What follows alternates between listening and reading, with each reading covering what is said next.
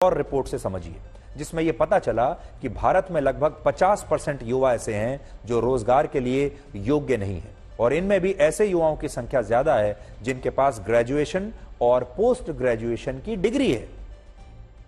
उदाहरण के लिए भारत के जिन युवाओं के पास एमबीए की डिग्री है उनमें से 40%, जिनके पास इंजीनियरिंग की डिग्री है उनमें से 43%, जिनके पास बीकॉम की डिग्री है उनमें से 40%, जिनके पास बैचलर ऑफ साइंस यानी बीएससी की डिग्री है उनमें 63%, पॉलिटेक्निक की पढ़ाई करने वालों में 72%, जिनके पास बैचलर ऑफ फार्मेसी की डिग्री है उनमें 43% युवा नौकरी करने के योग्य ही नहीं है, क्योंकि आप उन्हें कोई काम दे ही नहीं सकते।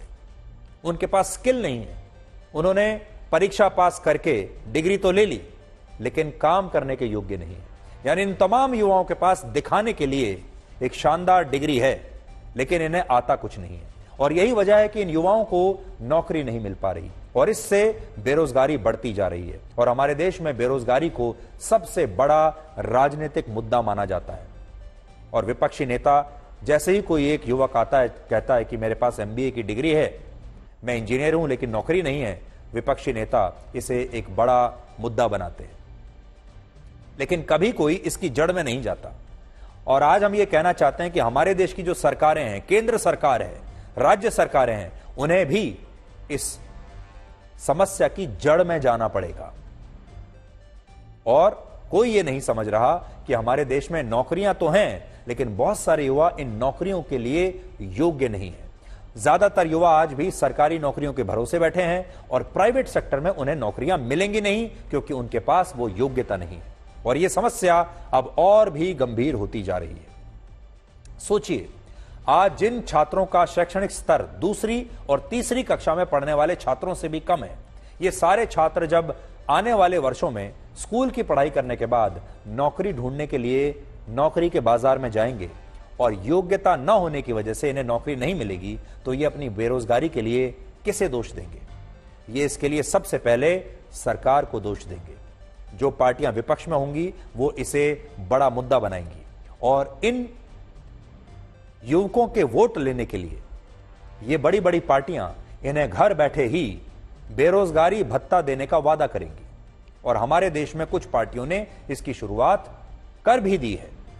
जैसे बिहार में नीतीश कुमार की सरकार ने अभी हाल ही में ऐलान किया है कि वो बिहार के उन 94 लाख परिवारों को सेल्फ एम्प्लॉयमेंट यानी स्वरोजगार के लिए 2 लाख रुपए देगी, जिनकी मासिक आय अभी 6,000 रुपए से कम है। और यहां बात सिर्फ बिहार की नहीं है, भारत में कई राज्य सरकारें बेरोजगार युवाओं को हर महीने बेरोजगारी भत्ता दे रही हैं।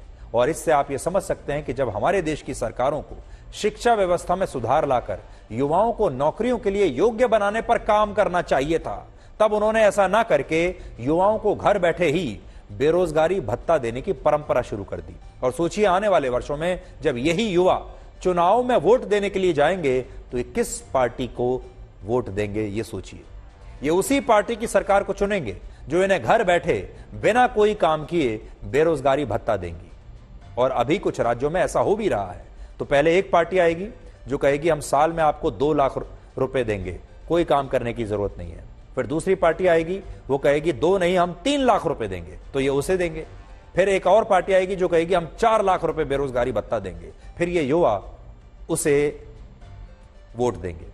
आज भारत को दुनिया की सबसे बड़ी युवा शक्ति कहा जाता है क्योंकि हमारे पास दुनिया की सबसे बड़ी युवा आबादी है। लेकिन सोचिए, अगर इस युवा आबादी में से ज्यादातर लोग अयोग्य होंगे और उनके अंदर जरूरी कौशल की कमी होगी, तो इस युवा शक्ति से हमारा देश क्या हासिल कर पाएगा?